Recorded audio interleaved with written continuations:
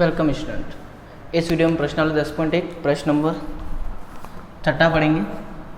बिंदु पथ का प्रश्न नंबर 6। क्या है अपने पास प्रश्न? दी गई आकृति में उभयनिष्ठ आधार BC, ये आकृति दी गई है, इसमें ये जो आधार है BC, इसकी बात कर रहे हैं। उभयनिष्ठ आधार BC पर रेखा BC के विपरीत और दो समद्विबाहु त्रिभुज, ये जो आधार BC है इसके विपरीत और मतलब एक ऊपर की तरफ एक नीचे की तरफ दो समद्विबाहु त्रिभुज है जिनकी दो भुजा, जैसे एक त्रिभुज है रहा PBC, तो इसकी ये दोनों भुजा बराबर है तो ये समद्विबाहु है। एक ये वाला, इसकी ये दोनों भुजा बराबर है तो ये समद्विबाहु है। ठीक है, तो समद्विबाहु त्रिभुज त्रिभुज PBC और त्रिभुज QBC स्थित है। सिद्ध कीजिए कि P और Q, सिद्ध करना है कि P और Q को मिलाने वाली रेखा BC को समकोण पर समद्विभाजित करती है।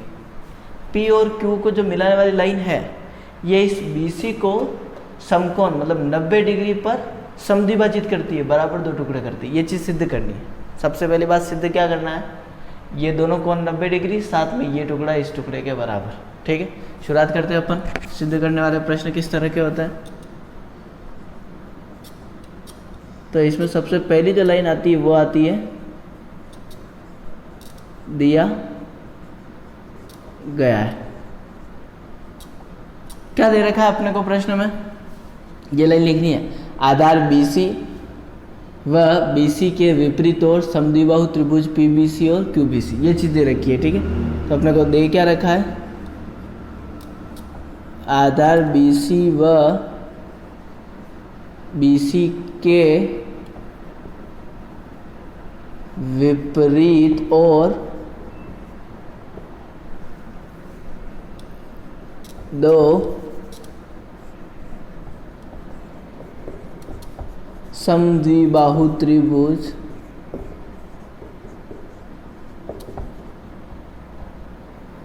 PBC व त्रिभुज QBC, ये चीज अपने को दे रखी है। ठीक है, मैंने शॉर्टकट में लिख लिया। दूसरा, सिद्ध करना। अब सिद्ध अपने को दो चीज करनी है, पहले मैंने बता दिया। एक तो ये टुकड़ा इसके बराबर होगा, तो यहाँ बीच में कोई नाम नहीं है यहाँ पे, तो यहाँ पे मैं मेरे मन से क्या नाम दे रहा हूँ A। ठीक है, अगर हो तो ठीक। तो अपने को सिद्ध क्या करना है कि जो BA है वो बराबर हो किसके, CA के, कि ये टुकड़ा इस टुकड़े के बराबर हो, समद्विभाजक हो, साथ में कोण PAB और कोण PAC। तो दूसरी चीज वह कोण PAB बराबर कोण PAC और बराबर कितना हो 90, समकोण। कौन से, ये दोनों, ये वाला और ये वाला दोनों समकोण है, ये चीज सिद्ध करनी है। ठीक है, तीसरी चीज सिद्ध करना हो गया। फिर आता है इसमें रचना, तो रचना इसमें कुछ नहीं है। अब अपने आता है उत्पत्ति। इसमें अपन इस प्रश्न को सरल करते हैं। देखना कैसे करना है। सबसे पहली लाइन अपने पास आ रही है कि अपने को इस टुकड़े को इस टुकड़े के बराबर करना है, तो ये दोनों टुकड़े बराबर कब हो सकते हैं?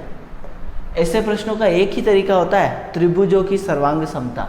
ठीक है, तो यहाँ पे अपने को सर्वांग समता लगानी। कौन सा त्रिभुज, चाहे तो ये वाला त्रिभुज और ये वाला त्रिभुज लो, चाहे तो ये त्रिभुज और ये त्रिभुज लो। जब मैं ये वाला त्रिभुज और ये वाला त्रिभुज लूंगा, ध्यान से समझना, ये वाला और ये वाला, अगर इन दोनों को मैंने सर्वांग सम कर दिया तो ये टुकड़ा इसके बराबर आ जाएगा, और इन दोनों में अगर मैंने सर्वांग सम कर दिया तो ये टुकड़ा इसके बराबर आएगा। साथ ही अब इन दोनों त्रिभुज को सर्वांग सम करने के लिए मेरे पास तीन चीजें बराबर होनी चाहिए। ठीक है, तो पहली चीज तो ये भुजा बराबर है, दूसरी चीज ये वाली भुजा उभयनिष्ठ है, लेकिन तीसरी चीज अपने को नहीं पता। ये भुजा इसके बराबर है, ये वाली उभयनिष्ठ आ गई, लेकिन तीसरी चीज नहीं पता है कौन सी बराबर लेंगे, तो तीसरी चीज अपन खुद निकालेंगे। और वो चीज निकालने के लिए मैं सबसे पहली लाइन लिख रहा हूँ, वो समझना।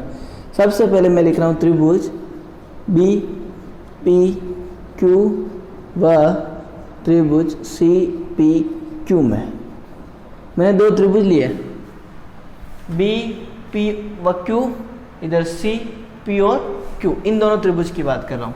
तो इन दोनों त्रिभुज में सबसे पहली चीज क्या बराबर है, BP जो भुजा है वो बराबर है CP के।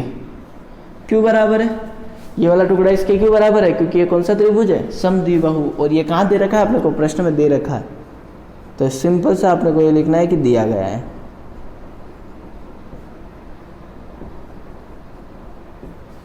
दूसरी चीज क्या बराबर है अपने पास? बी क्यू बराबर सी क्यू, ये भी दे रखा है। तो दूसरी चीज बी क्यू बराबर सी क्यू, इसका कारण लिखने की जरूरत नहीं है, सेम है, इसलिए मैंने ऐसे कर दिया कि ये भी दिया गया है। तीसरी चीज क्या बराबर है?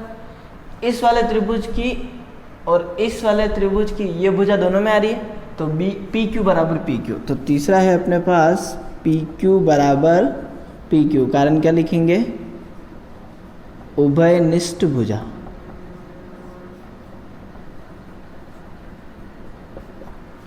हो गई 3 भुजा बराबर। त्रिभुज की सर्वांग समता का नियम, भुजा भुजा भुजा वाला, तो क्या लिखेंगे? भुजा भुजा भुजा, ये कौन सी होती? S S S. सर्वांग समता से क्या हो जाएगा अपने पास? जो दोनों त्रिभुज है, कौन सा? त्रिभुज बी पी क्यू सर्वांग सम हो जाएगा। ये सर्वांग समता का निशान है किसके? त्रिभुज सी पी क्यू के। अब अगर दो त्रिभुज सर्वांग सम है एक दूसरे के, अगर दो त्रिभुज सर्वांग सम है एक दूसरे के, ये वाला त्रिभुज इसके सर्वांग सम है, इसका मतलब 3 चीजें अपन ने बराबर की है और ये 3 कोण जो है वो अपने आप ऑटोमेटिक बराबर जाएंगे। ठीक है, तो यहां अपन क्या लिखेंगे?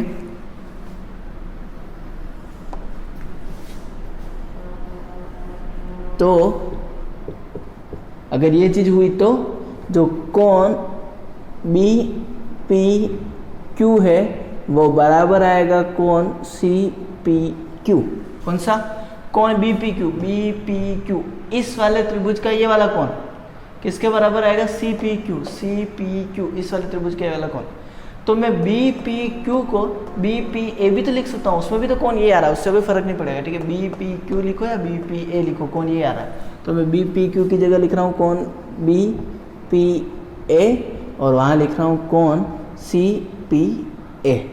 चाहो तो इसको समीकरण 1 कुछ नाम दे तो चलेगा, ठीक है, क्योंकि आगे काम आएगा। अब बात करो इन छोटे त्रिभुज की। देखो ये इसके बराबर अपन ने पहले देखा था, ये वाली उभयनिष्ठ, अब ये वाला कोण इसके बराबर हो गया, तो हो गए दोनों त्रिभुज सर्वांग सम, हो गया अपना काम। तो अब अपन बात करेंगे त्रिभुज बी पी ए व त्रिभुज सी पी ए में। एक तो लिया बी पी ए, एक लिया सी पी ए। दोनों त्रिभुज में 3 चीजें बराबर करो। सबसे पहली चीज कौन सी बराबर है? बी पी बराबर, इधर भी वही बी पी बराबर सी पी। कारण क्या लिखेंगे? दिया गया। ठीक है, दूसरी चीज क्या बराबर है अपने पास? दूसरी चीज है कोण। कौन सा? कोण बी पी ए बराबर कोण C P A. B P A ये वाला, सी पी ए ये वाला, दोनों कोण बराबर है। ठीक है, सी पी ए, कारण समीकरण 1 से। और तीसरी चीज अपने पास कौन सी बराबर है? ये वाली, इसमें भी आ रही है, इसमें भी आ रही है, तो पी ए बराबर पी ए। कारण लिखेंगे उभयनिष्ठ। अब यहाँ सर्वांग समता कौन सी लग रही है? 2 तो भुजा है और 1 कोण है, तो यहाँ लगेगी भुजा कोण भुजा कौन सी होती है? S A S. सर्वांग समता से त्रिभुज जो अपने दोनों हैं, एक तो है बी पी ए सर्वांग सम होगा त्रिभुज सी पी ए के। 2 त्रिभुज सर्वांग सम हो गए। अगर ये दोनों त्रिभुज सर्वांग सम हो गए, इसका मतलब बी ए किसके बराबर होगा? सी ए।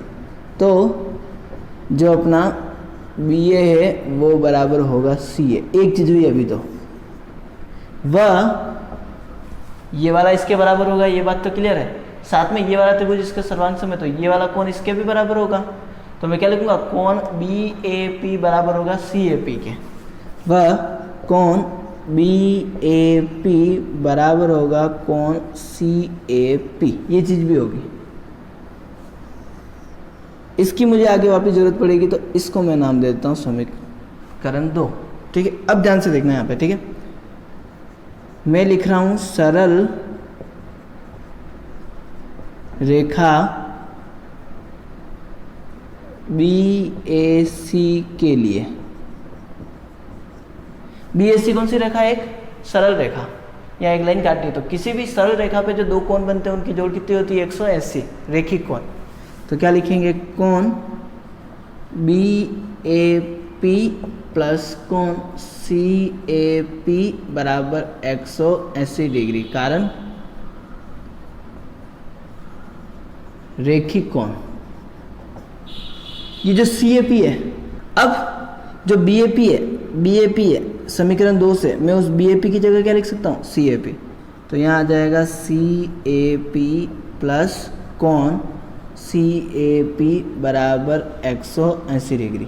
वापिस समीकरण 2 से जो BAP था उसकी जगह मैंने लिख दिया CAP, तो CAP बराबर 180। कारण समीकरण 2 से आया ये चीज़। अब CAP और CAP तो अपन क्या लिखेंगे?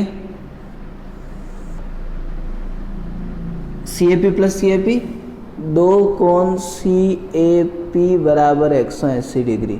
तो कोण CAP कितना आ जाएगा? 180, 2 गुणे से चला जाएगा भाग में, तो कोण CAP बराबर आ गया 90 डिग्री। तो CAP अगर 90 आया है तो BAP भी 90 आएगा, तो कोण दोनों बराबर है, यहाँ लिखा है साफ साफ समीकरण, तो BAP भी 90 डिग्री।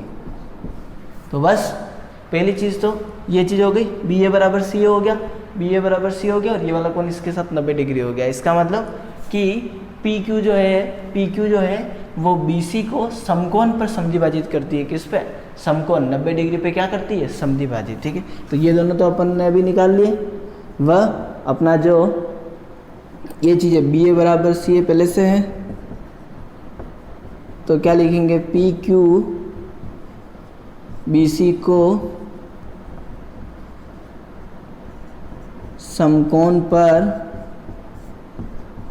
समद्विभाजित करती है। ये हो गया अपना प्रश्न खत्म। ठीक है, अब अपन इसका अगला प्रश्न अगले वीडियो में देखेंगे।